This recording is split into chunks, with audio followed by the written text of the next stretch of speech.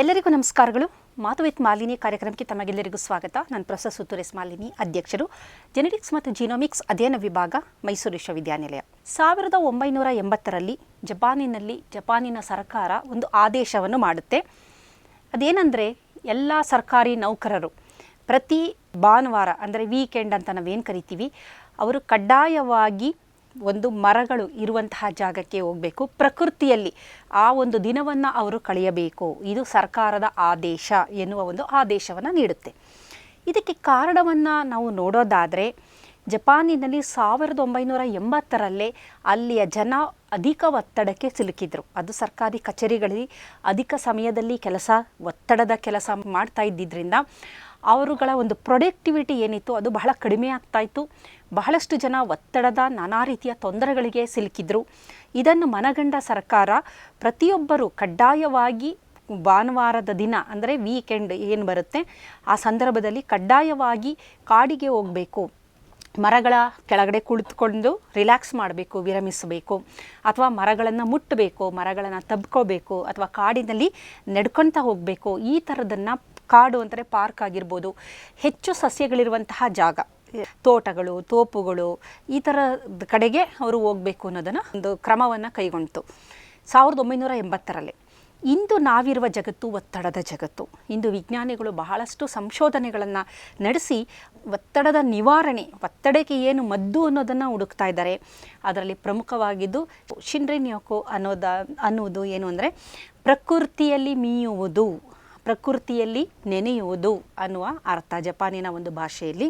ಅಂದರೆ ಆ ದಿನ ನಾವು ಹೊರಗಡೆ ಹೋಗಿ ಗಿಡ ಮರ ಸಸ್ಯಗಳು ಇರುವಂಥ ಜಾಗ, ಪ್ರಾಣಿ ಪಕ್ಷಿಗಳು ಇರುವಂಥ ಜಾಗದಲ್ಲಿ ಕಾಲವನ್ನು ಕಳೆಯೋದು, ಮರಗಳ ಕೆಳಗಡೆ ಕುಳಿತುಕೊಳ್ಳೋದು, ಅಥವಾ ವಿರಮಿಸೋದು, ಅಥವಾ ಮರಗಳನ್ನು ಮುಟ್ಟೋದು, ಬರೀ ಕಾಲಿನಲ್ಲಿ ನಡ್ಕೊಂಡು ಹೋಗೋದು, ಒಂದಷ್ಟು ಈ ಥರದ ಕ್ರಿಯೆಗಳನ್ನು ಮಾಡಬೇಕು ಅಂತ ವಿಜ್ಞಾನಿಗಳು ತಿಳಿಸಿದ್ದಾರೆ. ಈ ಶಿನ್ರಿನ್-ಯೋಕೋ ಮಾಡಿದಾಗ ಏನೇನು ಅದರಿಂದ ನಮಗೆ ಪ್ರಯೋಜನ ಅಂತ ನಾವು ನೋಡೋದಾದರೆ, ಅದರಿಂದ ವೈಜ್ಞಾನಿಕ ರೀತಿಯಲ್ಲಿ ನೋಡೋದಾದರೆ ಬಹಳಷ್ಟು ಪ್ರಯೋಜನಗಳನ್ನು ನಾವು ನೋಡ್ತೀವಿ. ಬರೀ ಜಪಾನಿನಲ್ಲಿ ಮಾತ್ರವಲ್ಲ, ನಮ್ಮ ಪೂರ್ವಜರು ಸಹ ವೃಕ್ಷಗಳನ್ನು ಪೂಜೆ ಮಾಡ್ತಾಯಿದ್ರು. ಅರಳಿ ಮರ ಅನ್ನು ಪೂಜೆ ಮಾಡೋದು, ಅರಳಿ ಮರ ಸುತ್ತುವುದು, ಏನೋ ತೊಂದರೆಗಳಿದ್ದಾಗ ಅರಳಿ ಮರದ ಪ್ರದಕ್ಷಿಣೆ 21 ದಿನ ಅರಳಿ ಮರ ಪ್ರದಕ್ಷಿಣೆ ಮಾಡುವಂಥದ್ದು. ಮತ್ತು ದೇವಸ್ಥಾನ, ಊರಿಗೆ ಒಂದು ಗ್ರಾಮ ದೇವತೆ ಇರ್ತಾಯಿತ್ತು. ಗ್ರಾಮ ದೇವತೆಯ ದೇವಸ್ಥಾನ ಎಲ್ಲಿದೆ ಅದರ ಸುತ್ತಮುತ್ತ ತೋಪು ಇರ್ತಾಯಿತ್ತು.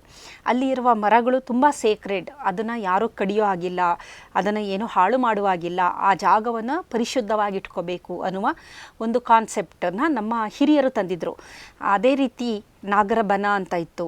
ಆಮೇಲೆ ಹಲವಾರು ದೇವರುಗಳ ಒಂದು ಇರುವಂತಹ ಜಾಗ, ಅಲ್ಲಿ ಸಾಮಾನ್ಯವಾಗಿ ಸಂಪೂರ್ಣವಾಗಿ ವೃಕ್ಷಗಳಿರುವಂತಹ ಜಾಗ. ಅಲ್ಲಿ ಹೋಗಿ ಪೂಜೆ ಮಾಡಿ, ಅಲ್ಲೇ ಅಡಿಗೆ ಮಾಡಿ, ಊಟ ಮಾಡಿಕೊಂಡು ಒಂದು ದಿನ ವಿಶ್ರಮಿಸಿ ಬರುವಂಥದ್ದು. ಆ ಥರ ಮಾಡಿದಂಥ ಸಂದರ್ಭದಲ್ಲಿ ನಮ್ಮ ಎಲ್ಲ ಸಮಸ್ಯೆಗಳಿಗೆ ಪರಿಹಾರ ದೊರಕ್ತಾ ಇತ್ತು. ಅಂದರೆ ಎಲ್ಲ ಸಮಸ್ಯೆ ಅಂದರೆ ಇಲ್ಲಿ ಒತ್ತಡದ ಬದುಕಿಗೆ ಒಂದು ದಿನ ವಿರಾಮ ಸಿಕ್ಕೋದ್ರಿಂದ ರಿಜುವಿನೇಟ್ ಆಗ್ತಾ ಇದ್ವು. ನಮ್ಮ ಮನಸ್ಸು ಒಂದು ಆರಾಮದಾಯಕ ಸ್ಥಿತಿಗೆ ಹೋಗಿ ನಂತರ ಅದು ಹೊಸ ಸಮಸ್ಯೆಗಳನ್ನು ಎದುರಿಸಲು ಸಿದ್ಧವಾಗ್ತಾ ಇತ್ತು ಅನ್ನೋದಕ್ಕೋಸ್ಕರ ನಮ್ಮ ಹಿರಿಯರು ಸಹ ಇದನ್ನೆಲ್ಲ ಮಾಡ್ಕೊಳ್ತಾ ಬಂದಿದ್ರು. ಆದರೆ ಇದರ ಹಿಂದಿರುವ ವೈಜ್ಞಾನಿಕತೆಯನ್ನು ನಾವು ನೋಡೋದಾದರೆ ತುಂಬ ಆಶ್ಚರ್ಯ ಆಗುತ್ತೆ. ಮೊದಲನೇದಾಗಿ ಈ ಒಂದು ಕಾಡಿನಲ್ಲಿ ನಾವು ನಡೆಯುವಂಥದ್ದು, ಮರಗಳಿರುವ ಜಾಗದಲ್ಲಿ ಹೋಗುವಂಥದ್ದು, ಬರೀ ಕಾಲಿನಲ್ಲಿ ನಡೆಯುವಂಥದ್ದು, ಅವುಗಳನ್ನು ಮುಟ್ಟೋ ಅಂಥದ್ದು, ಅಥವಾ ಗಿಡ ನೆಡೋ ಅಂಥದ್ದು, ಈ ಥರ ಗಾರ್ಡನಿಂಗ್ ಆಗಿರ್ಬೋದು, ತೋಟಗಾರಿಕೆ ಆಗಿರ್ಬೋದು, ಇವೆಲ್ಲ ಮಾಡಿದಾಗ ಏನಾಗುತ್ತೆ ಅಂದರೆ HPA Axis, hypothalamus pituitary adrenal Axis ಅಂತ ಒಂದು ಆಕ್ಸಿಸ್ ಇದೆ. ನಮ್ಮ ಈ ಒಂದು ಏನು ಹಾರ್ಮೋನ್ಸ್ ಪಾತ್ವೆ ಇದೆಯಲ್ಲ ಅದನ್ನು HPA ಆಕ್ಸಿಸ್ ಅಂತ ಕರಿತೀವಿ. ಒತ್ತಡ ಉಂಟಾದ ಸಂದರ್ಭದಲ್ಲಿ ಏನಾಗುತ್ತೆ, ಹೈಪೋಥಾಲಮಸ್ಸಿಂದ CRH, ಕಾರ್ಟಿಕೋಟ್ರೋಪಿಕ್ ರಿಲೀಸಿಂಗ್ ಹಾರ್ಮೋನ್ ಬಿಡುಗಡೆಯಾಗುತ್ತೆ. ಇದು ನಮ್ಮ ಅಡ್ರಿನಲ್ ನಮ್ಮ ಪಿಟ್ಯೂಟರಿ ಮೇಲೆ ಆ್ಯಕ್ಟ್ ಮಾಡಿ ACTH, ಅಡ್ರಿನೋ ಕಾರ್ಟಿಕೋಟ್ರೋಪಿಕ್ ಹಾರ್ಮೋನನ್ನು ಬಿಡುಗಡೆ ಮಾಡುತ್ತೆ. ಇದು ನಂತರ ನಮ್ಮ ಅಡ್ರಿನಲ್ ಗ್ಲ್ಯಾಂಡ್ ಮೇಲೆ ಆ್ಯಕ್ಟ್ ಮಾಡಿ ಅಲ್ಲಿಂದ ಕಾರ್ಟಿಸಾಲನ್ನು ಬಿಡುಗಡೆ ಮಾಡುತ್ತೆ. ಕಾರ್ಟಿಸಾಲು ಒತ್ತಡದ ಹಾರ್ಮೋನು. ಯಾವಾಗ ನಾವು ಈ ಪ್ರಕೃತಿಯಲ್ಲಿ ಹೋದಂಥ ಸಂದರ್ಭದಲ್ಲಿ 30% ಒತ್ತಡದ ಹಾರ್ಮೋನು ಕಡಿಮೆ ಆಗಿರೋದನ್ನು ವಿಜ್ಞಾನಿಗಳು ನೋಡಿದ್ದಾರೆ. ಯಾವ ವ್ಯಕ್ತಿ ನಗರಗಳಲ್ಲೇ ಕೆಲಸ ಮಾಡ್ತಿರ್ತಾರೆ, ಯಾವ ವ್ಯಕ್ತಿ ಒಂದು ದಿನ ರಿಲ್ಯಾಕ್ಸ್ ಆಗಿ ಈ ಒಂದು ವಾತಾವರಣದಲ್ಲಿರ್ತಾರೆ, ಇವರಿಬ್ಬರ ಕಾರ್ಟಿಸಾಲ್ನ ನೋಡಿದಾಗ 30% ಕಾರ್ಟಿಸಾಲ್ ಕಡಿಮೆ ಆಗಿರೋದು ಅಂತ ಒಂದು ಸಂದರ್ಭದಲ್ಲಿ ಅವರು ನೋಡಿದ್ದಾರೆ. ಎರಡನೇದು ಗ್ರೌಂಡಿಂಗ್ ಎಫೆಕ್ಟ್ ಅಂತ ಬಹಳಷ್ಟು ವಿಡಿಯೋಗಳಲ್ಲಿ ನಾನು ತಿಳಿಸಿದ್ದೀನಿ. ಬರೀ ಕಾಲಿನಲ್ಲಿ ಪ್ರಕೃತಿಯ ಒಂದು ಸಂಪರ್ಕದಲ್ಲಿ ನಾವಿದ್ದಾಗ ಹುಲ್ಲಿನ ಮೇಲೆ ನಡೆಯೋದು, ಮಣ್ಣಿನ ಮೇಲೆ ನಡೆಯೋದು, ಕಲ್ಲುಗಳು, ಪೆಬಲ್ಸ್ಗಳು ಇದರ ಮೇಲೆ ನಡೆದಾಗ ಏನಾಗುತ್ತೆ, ಒಂದು ಆಕ್ಯುಪ್ರೆಷರ್ ಥರ ಆಗುತ್ತೆ. ಜೊತೆಯಲ್ಲಿ ಗ್ರೌಂಡಿಂಗ್ ಎಫೆಕ್ಟನ್ನು ಸಹ ಅದು ನೀಡುತ್ತೆ. ಇಲ್ಲೇನಾಗುತ್ತೆ, ಈ ಒಂದು ಗ್ರೌಂಡಿಂಗ್ ಎಫೆಕ್ಟಲ್ಲಿ ನಮ್ಮ ದೇಹದಲ್ಲಿ ಶೇಖರಣೆಯಾಗಿರುವಂಥ ಪಾಸಿಟಿವ್ ಅಯಾನ್ಸ್ಗಳು ಭೂಮಿಯಲ್ಲಿರುವ ನೆಗೆಟಿವ್ ಅಯಾನ್ಸ್ಗಳ ಜೊತೆ ಸೇರ್ಕೊಂಡಾಗ ನ್ಯೂಟ್ರಲೈಸೇಷನ್ ಆಗುತ್ತೆ, ನಿರ್ವಿಷಯುಕ್ತ ಆಗುವಂಥದ್ದು. ಅವುಗಳು ಒಂದು ಥರ ವಿಷಗಳೇ ದೇಹದಲ್ಲಿ, ಅವುಗಳು ಹೆಚ್ಚಾದಂತೆ ದೇಹದಲ್ಲಿ ಏನು ಮಾಡುತ್ತೆ ಅಂದರೆ ಫ್ರೀ ರ್ಯಾಡಿಕಲ್ಸ್ಗಳನ್ನ ಜಾಸ್ತಿ ಮಾಡ್ತಾ ಬರುತ್ತೆ. ಹಾಗಾಗಿ ಅವು ಸ್ಟೆಬಿಲೈಸ್ ಆಗಿರೋದಿಲ್ಲ, ಅಯಾನೈಸೇಷನ್ ಹೆಚ್ಚಾಗ್ತಾ ಬರುತ್ತೆ. ಹಾಗಾಗಿ ಇದೇನಾಗುತ್ತೆ, ನ್ಯೂಟ್ರಲೈಸ್ ಆದಾಗ ಅದರಲ್ಲಿರೋ ವಿಷಗಳೆಲ್ಲ ಹೋಗುತ್ತೆ. ಅದನ್ನು ಗ್ರೌಂಡಿಂಗ್ ಎಫೆಕ್ಟ್ ಅಂತ ಕರಿತೀವಿ. ಇದರಿಂದ ದೇಹಕ್ಕೆ, ಅದರಲ್ಲೂ ಪ್ರಮುಖವಾಗಿ ಮೈಕ್ರೋ ಮಾಲಿಕ್ಯೂಲ್ಗಳಿಗೆ ಉಂಟಾಗುವ ತೊಂದರೆಗಳು ಈ ಗ್ರೌಂಡಿಂಗ್ ಎಫೆಕ್ಟಿಂದ ಕಡಿಮೆಯಾಗುವುದು ನೋಡಿದ್ದೀವಿ. ಜೊತೆಯಲ್ಲಿ ನಮಗೆ ಕಾರ್ಟಿಸಾಲ್ ಯಾವಾಗ ಕಡಿಮೆ ಆಗುತ್ತೆ, ನಮ್ಮ ಸಿಂಪಥೆಟಿಕ್ ನರ್ವಸ್ ಸಿಸ್ಟಮು ಡೌನ್ ಆಗುತ್ತೆ. ಪ್ಯಾರಾಸಿಂಪಥೆಟಿಕ್ ರೆಸ್ಟ್ ಆ್ಯಂಡ್ ಡೈಜೆಸ್ಟ್ ಅಂತ ಪ್ಯಾರಾಸಿಂಪಥೆಟಿಕ್ ನರ್ವಸ್ ಸಿಸ್ಟಮು ಅದು ಆ್ಯಕ್ಟಿವೇಟ್ ಆಗ್ತಾ ಬರುತ್ತೆ. ಅದು ಆ್ಯಕ್ಟಿವೇಟ್ ಆದರೆ ವೇಗಸ್ ನರ್ವ್ ಆ್ಯಕ್ಟಿವೇಟ್ ಆಗಿರುತ್ತೆ. ವೇಗಸ್ ನರ್ವ್ ಪ್ಯಾರಾಸಿಂಪಥೆಟಿಕ್ ನರ್ವಸ್ ಸಿಸ್ಟಮಲ್ಲೇ ಬರೋವಂಥದ್ದು. 10th ಕ್ರೇನಿಯಲ್ ನರ್ವ್, ಅದನ್ನು 10ನೇ ಕ್ರೇನಿಯಲ್ ನರ್ವ್ ಅಂತ ಕರಿತೀವಿ, ವೇಗಸ್ ನರ್ವ. ಅದು ಆ್ಯಕ್ಟಿವೇಟ್ ಆದರೆ ನಮ್ಮ ಮುಂಭಾಗದ ಮೆದುಳು ಆ್ಯಕ್ಟಿವೇಟ್ ಆಗುತ್ತೆ. ಮುಂಭಾಗದ ಮೆದುಳು ಅರಿವಿನ ಮೆದುಳು, ಪ್ರಜ್ಞಾ ಮೆದುಳು. ಹಾಗಾಗಿ ಆ ಮೆದುಳು ಜಾಗೃತ ಆದರೆ ಮನುಷ್ಯ ಇನ್ನೂ ಒಂದು ಮಟ್ಟಕ್ಕೆ ಎತ್ತರಕ್ಕೆ ಇರ್ತಾನೆ. ಯಾವುದನ್ನು ಯಾವಾಗ ಮಾಡಬೇಕು, ಹೇಗೆ ಮಾಡಬೇಕು ಅನ್ನುವುದು ಅರಿವಿರುತ್ತೆ. ಯಾವ ಸಂದರ್ಭದಲ್ಲಿ ಏನು ಮಾತಾಡಬೇಕು, ಯಾವ ಡಿಸಿಷನ್ ತಗೋಬೇಕು, ಪ್ರತಿಯೊಂದರ ಅರಿವು ಅವನಿಗಿರುತ್ತೆ. ಅವನು ಮಾಡುವ ಕೆಲಸ ಪ್ರೊಡಕ್ಟಿವ್ ಆಗಿರುತ್ತೆ. ಒತ್ತಡ ತುಂಬ ಕಡಿಮೆ ಇರುತ್ತೆ. ಪಾಸಿಟಿವ್ ಥಿಂಕಿಂಗ್ ಜಾಸ್ತಿ ಆಗ್ತಿರುತ್ತೆ. ಸಕಾರಾತ್ಮಕತೆಗೆ ಅವನು ಹೆಚ್ಚು ಒಲವನ್ನು ನೀಡ್ತಾ ಇರ್ತಾನೆ. ಹೊಸ ಇನ್ವೇಷನ್ಸ್ಗಳು, ಹೊಸ ಡಿಸ್ಕವರಿಗಳು, ಈ ಥರದನ್ನು ಬೇಕಾದಷ್ಟು ಹೆಚ್ಚು ಮಾಡುವುದು ಈ ಮುಂಭಾಗದ ಮೆದುಳು. ಅದು ಆ್ಯಕ್ಟಿವೇಟ್ ಆಗಬೇಕು ಅಂತಂದರೆ ನಮ್ಮ parasympathetic nervous system, Vegas nervous system activate ಆಗಬೇಕು.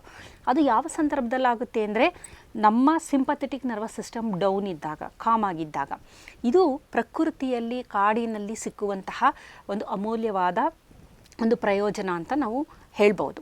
ಇದರ ಜೊತೆಗೆ ನಮ್ಮ ಇನ್ಫ್ಲಮೇಷನ್, ಯಾವಾಗ ಒತ್ತಡ ಕಡಿಮೆ ಆಯಿತು ದೇಹದಲ್ಲಿ ಇನ್ಫ್ಲಮೇಷನ್ ಪಾತ್ವೇನೂ ಡೌನ್ ಆಗ್ತಾ ಬರುತ್ತೆ. ಅದರಲ್ಲಿ ಪ್ರಮುಖವಾಗಿ ಟ್ಯೂಮರ್ ನೆಕ್ರೋಸಿಸ್ ಫ್ಯಾಕ್ಟರ್ ಆಲ್ಫಾ ಆಗಿರ್ಬೋದು, ಇಂಟರ್ಲ್ಯೂಕಿನ್ 6 ಆಗಿರ್ಬೋದು, ಸಿ ರಿಯಾಕ್ಟಿವ್ ಪ್ರೋಟೀನ್ಗಳು ಕಡಿಮೆ ಆಗ್ತಾ ಬರುತ್ತೆ. ಆ ಜೀನ್ಗಳು ಆ್ಯಕ್ಟಿವೇಟ್ ಆಗೋದಿಲ್ಲ. ಅದರ ಬದಲು ಆ್ಯಂಟಿ ಇನ್ಫ್ಲಮೇಟರಿ ಆ್ಯಕ್ಟಿವೇಷನ್ ಅದು ಜಾಸ್ತಿ ಆಗ್ತಾ ಬರುತ್ತೆ.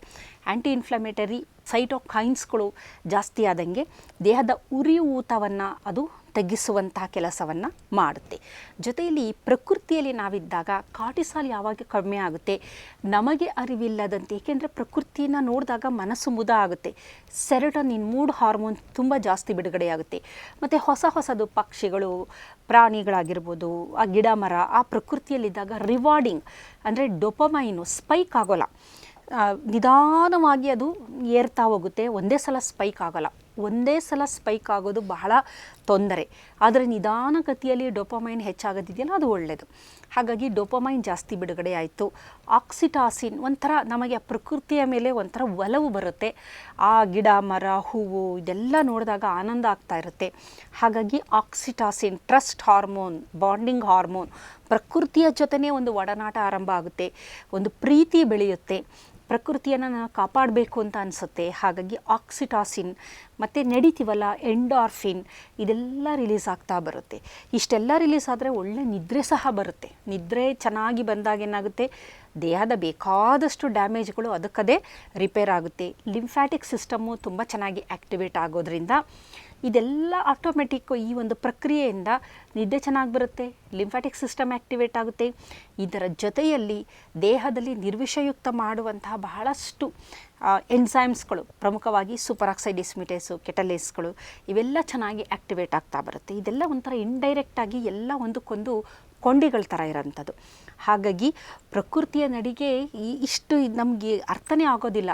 ಇಷ್ಟೆಲ್ಲ ಪ್ರಯೋಜನ ಇದಿದೆಯಾ ಅಂತ ನೋಡೋದಾದರೆ ನಿಜವಾಗ್ಲೂ ಆಶ್ಚರ್ಯ ಆಗುತ್ತೆ.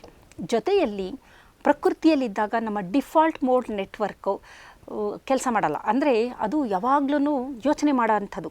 ಸಾಮಾನ್ಯವಾಗಿ ಈ ಡಿಫಾಲ್ಟ್ ಮೋಡ್ ನೆಟ್ವರ್ಕ್ ನೆಗೆಟಿವ್ ಕಡೆಗೆ ಹೋಗ್ತಾ ಇರುತ್ತೆ. ಆದರೆ ಪ್ರಕೃತಿಯಲ್ಲಿದ್ದಾಗ ಅದು ಅಂದರೆ ನಾವು ಶಾಂತವಾಗಿದ್ದಾಗ ಇದೆಲ್ಲ ನಡೆಯೋ ಅಂಥದ್ದು. ಆದರೆ ದೊಡ್ಡ ವ್ಯಕ್ತಿಗಳು, ಯೋಗಿಗಳು, ಧ್ಯಾನಿಗಳಿಗೆ ಏಕಾಂತದಲ್ಲಿ ಅವರನ್ನು ಅವರು ತಿಳ್ಕೊತಾರೆ. ಅಲ್ಲಿ ಡಿಫಾಲ್ಟ್ ಮೋಡ್ ನೆಟ್ವರ್ಕು ಪಾಸಿಟಿವ್ ಕಡೆ ಇರುತ್ತೆ, ಅರಿವಿನ ಒಂದು ಕ್ರಿಯೆ ನಡೀತಾ ಇರುತ್ತೆ. ಆದರೆ ಜನಸಾಮಾನ್ಯರಲ್ಲಿ ಈ ಡಿಫಾಲ್ಟ್ ಮೋಡ್ ನೆಟ್ವರ್ಕ್ ನೆಗೆಟಿವ್ ಕಡೆ ಇರುತ್ತದು. ಅದು ಯಾವಾಗಲೂ ಬೇರೆಯವರ ಬಗ್ಗೆ ಅಸೂಯೆ ಆಗಿರ್ಬೋದು, ಬೇರೆಯವರ ಒಂದು ಏಳಿಗೆಯನ್ನು ನೋಡಿ ಸಹಿಸೋಕ್ಕಾಗದೇ ಇರೋ ಅಂಥದ್ದು, ಈ ಥರದ್ದೆಲ್ಲ ಅಂದರೆ ಕೆಟ್ಟದು ನಕಾರಾತ್ಮಕತೆ ಅಂತೀವಲ್ಲ, ಆ ಥರದ್ದಕ್ಕೋಸ್ಕರ ಈ ಡಿಫಾಲ್ಟ್ ಮೋಡ್ ನೆಟ್ವರ್ಕು ಅಲ್ಲಿ ಟಿಲ್ಟ್ ಆಗಿರುತ್ತೆ. ಆದರೆ ಪ್ರಕೃತಿಯಲ್ಲಿದ್ದಾಗ ಪ್ರಕೃತಿಯ ಸೌಂದರ್ಯ ಏನು ಮಾಡುತ್ತೆ, ಡಿಫಾಲ್ಟ್ ಮೋಡ್ ನೆಟ್ವರ್ಕ್ನ ಆ್ಯಕ್ಟಿವೇಟೇ ಮಾಡಿರೋದಿಲ್ಲ. ಹಾಗಾಗಿ ನಮಗೆ ಯಾವುದೇ ರೀತಿಯ ನಕಾರಾತ್ಮಕ ಆಲೋಚನೆಗಳು ಬರದಿದ್ದ ಹಾಗೆ ಅದು ನಮ್ಮನ್ನು ತಡೆಯುತ್ತೆ. ಜೊತೆಯಲ್ಲಿ ತುಂಬ ಅದ್ಭುತವಾಗಿರೋ ಅಂಥದ್ದು, ನಾವು ಪ್ರಕೃತಿಯಲ್ಲಿದ್ದಾಗ ನಮಗೆ ಅರಿವಿಲ್ಲದಂತೆ ನಮ್ಮ ಮೆದುಳು ಆಲ್ಫಾ ಮತ್ತು ಥೀಟಾ ಸ್ಟೇಟ್ಗೆ ಹೋಗುವುದನ್ನು ವಿಜ್ಞಾನಿಗಳು ಬಹಳ ಸ್ಪಷ್ಟವಾಗಿ ಅದನ್ನು ದೃಢಪಡಿಸಿದ್ದಾರೆ.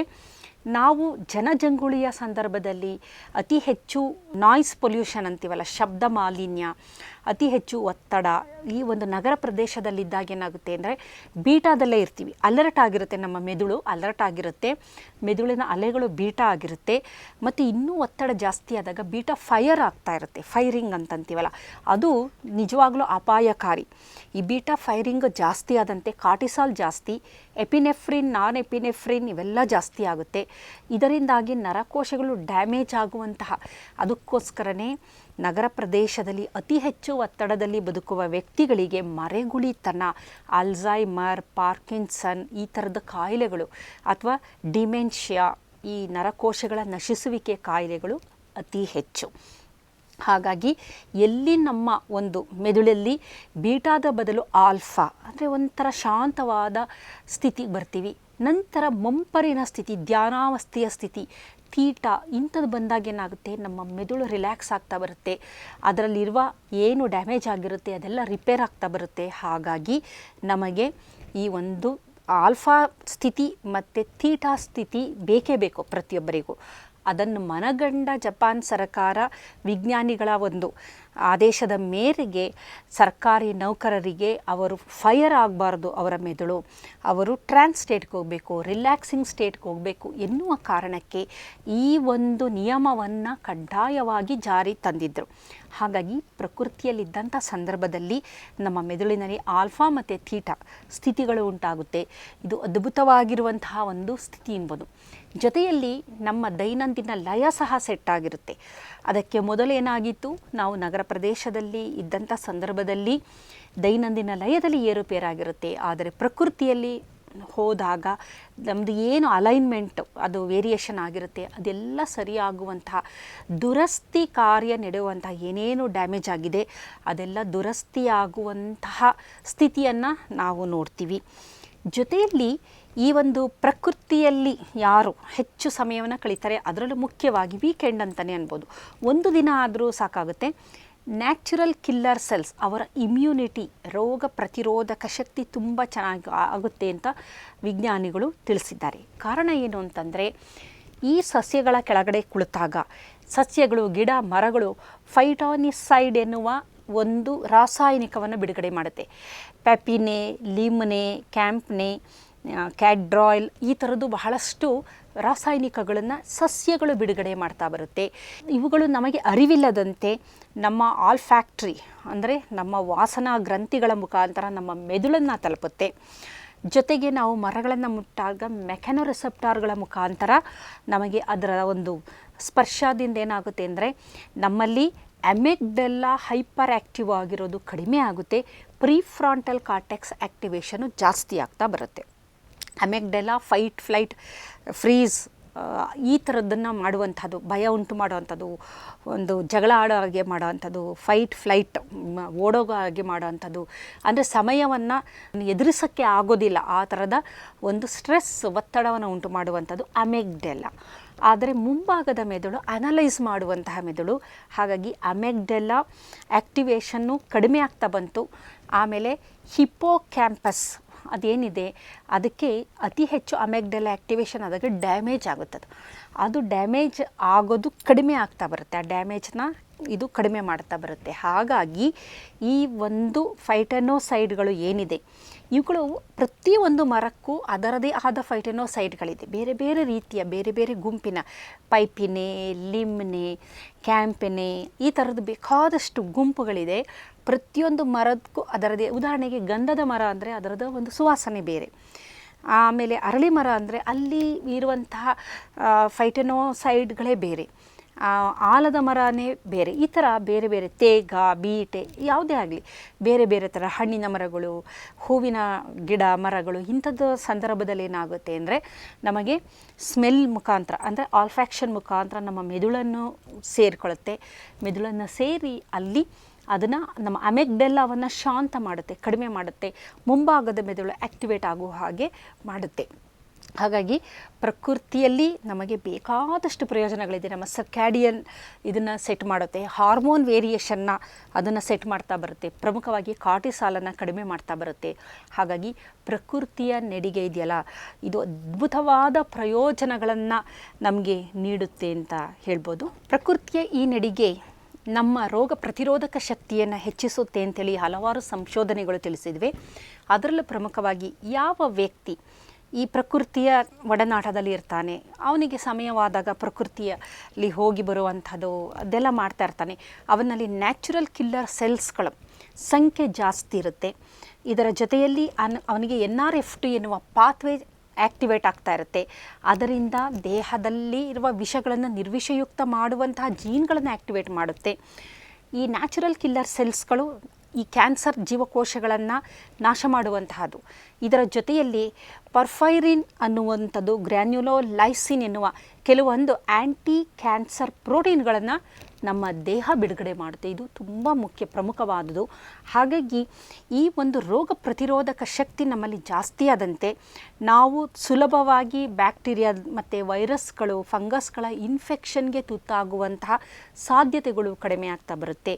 ಒಟ್ಟಾರೆ ಹೇಳಬೇಕು ಅಂತಂದರೆ ಸೆರೋಟೋನಿನ್ ಡೋಪಮೈನ್ ಬ್ಯಾಲೆನ್ಸು ಸರಿಯಾಗಿ ಆಗ್ತಾ ಬರುತ್ತೆ. ಹಾರ್ಮೋನಲ್ ಬ್ಯಾಲೆನ್ಸ್, ಥೈರಾಯ್ಡ್ ಹಾರ್ಮೋನ್ ಆಗಿರ್ಬೋದು, ನಮ್ಮ ಪಿಟ್ಯುಟರಿಯಿಂದ ಬಿಡುಗಡೆಯಾಗುವ follicular stimulating hormone, luteinizing hormone, thyroid stimulating hormone, growth hormone, ಇವುಗಳೆಲ್ಲದೂ ಸರಿಯಾದ ಪ್ರಮಾಣದಲ್ಲಿ ದೇಹ ಬಿಡುಗಡೆ ಮಾಡುವ ಹಾಗೆ ಮಾಡುವಂತಹ ಶಕ್ತಿ ಈ ಪ್ರಕೃತಿಯ ನಡಿಗೆಗಿದೆ. ಆದ ಕಾರಣ ಜಪಾನಿಯರು ದೀರ್ಘಾಯುಷ್ಯಗಳು, ಅವರಿಗೆ ಈ ಥರ ಬಯೋ ಹ್ಯಾಕಿಂಗ್ ಟ್ರಿಕ್ಸ್ಗಳು ತುಂಬ ಚೆನ್ನಾಗಿ ಗೊತ್ತಿತ್ತು. ಏನನ್ನು ಸೇವಿಸಬೇಕು, ಎಂದು ಸೇವಿಸಬೇಕು, ಮತ್ತು ಯಾವ ರೀತಿ ತಮ್ಮ ಜೀವನ ಶೈಲಿಯನ್ನು ಇಕಿಗಾಯ್ ಅಂತಾರೆ ಅದನ್ನು. ಅಂದರೆ ಈ ರೀತಿಯ ಹಲವಾರು ರೀತಿಯ ಒಂದು ಟ್ರಿಕ್ಗಳು, ಬಯೋ ಹ್ಯಾಕಿಂಗ್ಗಳಿರ್ಬೋದು. ಅದರಲ್ಲಿ one of the bio hacking ಅಂತಂದರೆ ಶಿನ್ರಿನ್ ಯೋಕು ಅನ್ನೋವಂಥದ್ದು, ಅಂದರೆ ಪ್ರಕೃತಿಯಲ್ಲಿ ನಾವು ಇರುವಂತಹದ್ದು. ಇದನ್ನು ನಮ್ಮ ಪೂರ್ವಜರು ಸಹ ನಮ್ಮ ಭಾರತೀಯ ಸಂಸ್ಕೃತಿಯಲ್ಲೂ ಸಹ ಈ ಒಂದು ನಾವು ಯಾವೊಂದು ಪ್ರಕೃತಿಯ ನಡಿಗೆ ಅಂತೇಳಿ ಶಿನ್ರಿನ್ ಯೋಕು ಇದೆ, ಜಪಾನಿಯರ ಥರ ನಮ್ಮಲ್ಲೂ ಇತ್ತು. ಆದರೆ ನಮ್ಮಲ್ಲಿ ಇದರ ಬಗ್ಗೆ ಹೆಚ್ಚಿನ ಒಲವು ಇಲ್ಲ ಮತ್ತು ಜನಕ್ಕೆ ಇದರ ಬಗ್ಗೆ ಹೆಚ್ಚಿನ ಅರಿವಿಲ್ಲ. ಆದ ಕಾರಣ ಹಿಂದಿನವರು ಎಲ್ಲೋ ಅವರ ಒಂದು ಒತ್ತಡದ ಬದುಕಿನ ನಡುವೆ ದೂರದ ಒಂದು ಪ್ರೇಕ್ಷಣೀಯ ಸ್ಥಳಗಳಿಗೆ ಹೋಗ್ತಾಯಿದ್ರು, ದೇವಸ್ಥಾನಗಳಿಗೆ ಹೋಗ್ತಾಯಿದ್ರು, ಅಲ್ಲಿ ಪ್ರಕೃತಿಯ ಜೊತೆ ಇರ್ತಾಯಿದ್ರು. ದೇವಸ್ಥಾನಗಳಿಗೆ ಹೋಗಿ ಅಲ್ಲೇ ಸ್ವಲ್ಪ ದಿನ ಇದ್ದು ಬರುವಂಥದ್ದು. ಇದೆಲ್ಲ ಏನಾಗ್ತಾಯಿತ್ತು ಅಂದರೆ ಒತ್ತಡದ ಹಾರ್ಮೋನನ್ನು ಕಡಿಮೆ ಮಾಡಿಕೊಳ್ಳಲು ನಮ್ಮ ಹಿರಿಯರೇ ಕಂಡುಕೊಂಡಿದ್ದಂತಹ ಕೆಲವೊಂದು ಮಾರ್ಗಗಳು. ಊರಿನ ಹೊರಗಡೆ ಇರುವ ತೋಪಿನಲ್ಲಿ ಒಂದು ಆಂಜನೇಯನ ಒಂದು ದೇವಸ್ಥಾನವೋ, ರಾಮ ದೇವಸ್ಥಾನವೋ, ಅಥವಾ ಆ ಊರಿನ ಒಂದು ಗ್ರಾಮ ದೇವತೆಯ ದೇವಸ್ಥಾನ ಇರ್ತಾಯಿತ್ತು, ಅಲ್ಲಿ ಹೋಗಿ ಪೂಜೆ ಮಾಡೋಂಥದ್ದು, ಅಲ್ಲೇ ಆ ದಿನ ಊಟ ಮಾಡುವಂಥದ್ದು, ನೆಂಟರಿಷ್ಟರ ಜೊತೆ ಸೇರಿಕೊಂಡು ಒಂದು ಸಂಭ್ರಮವನ್ನು ಆಚರಣೆ ಮಾಡುವಂಥದ್ದು. ಇವುಗಳಿಂದ ದೇಹದಲ್ಲಿ ನಾನಾ ರೀತಿಯ ಬದಲಾವಣೆಗಳು ಆಗ್ತಿದ್ದದ್ದನ್ನು ನಮ್ಮ ಹಿರಿಯರು ಗಮನಿಸ್ತಿದ್ರು. ಮನಸ್ಸಿಗೆ ಶಾಂತಿ, ಒತ್ತಡ ನಿವಾರಣೆಯಿಂದ ಹಲವಾರು ಕಾಯಿಲೆಗಳಿಂದ ಮುಕ್ತಿಯ ಮಾರ್ಗದ ರಹಸ್ಯ ನಮ್ಮ ಹಿರಿಯರಿಗೆ ಗೊತ್ತಿತ್ತು. ಇದು ಬರೀ ಜಪಾನಿಯರು ಮಾತ್ರವಲ್ಲ, ಮಾನವ ವಿಕಾಸದಲ್ಲಿ ಮಾನವ ತನ್ನ ಸಂತೋಷ, ತನ್ನ ಆರೋಗ್ಯ ಚೆನ್ನಾಗಿರಬೇಕು ಅನ್ನೋ ನಿಟ್ಟಿನಲ್ಲಿ ಕಂಡುಕೊಂಡಂತಹ ಕೆಲವೊಂದು ವಿಧಾನಗಳು ಇವು ಅಂತಲೇ ನಾವು ಹೇಳ್ಬೋದು. ಹಾಗಾಗಿ ಪ್ರಕೃತಿಯ ನಡಿಗೆ, ಪ್ರಕೃತಿಯಲ್ಲಿ ಇರುವುದು, ಸಮಯ ಕಳೆಯುವುದು, ಶಿನ್ರಿನ್ ಯೋಕು ಅನ್ನುವ ಜಪಾನಿನ ಒಂದು ಅರ್ಥದ ಪ್ರಕಾರ ಪ್ರಕೃತಿಯಲ್ಲಿ ಮೀಯುವುದು, ಪ್ರಕೃತಿಯ ಫಾರೆಸ್ಟ್ ಬಾದಿಂಗ್ ಅಂತ ಇದನ್ನ ಕರೀತಾರೆ. ಇದು ಪ್ರತಿಯೊಬ್ಬರಿಗೂ ಅತ್ಯವಶ್ಯವಾಗಿ ಬೇಕಾಗಿರುವಂಥದ್ದು. ಇಂದು ನಾವಿರುವ ತಾಂತ್ರಿಕ ಜಗತ್ತಿನಲ್ಲಿ, ಒತ್ತಡದ ಜಗತ್ತಿನಲ್ಲಿ ಪ್ರತಿಯೊಬ್ಬ ಮನುಷ್ಯ ಆರೋಗ್ಯವಾಗಿರಬೇಕು ಅಂದರೆ ಈ ಶಿನ್ರಿನ್ ಯೋಕುನ ನಾವು ನಮ್ಮ ಜೀವನದಲ್ಲಿ ಅಳವಡಿಸಿಕೊಳ್ಳಲೇಬೇಕು. ನಮಸ್ಕಾರ.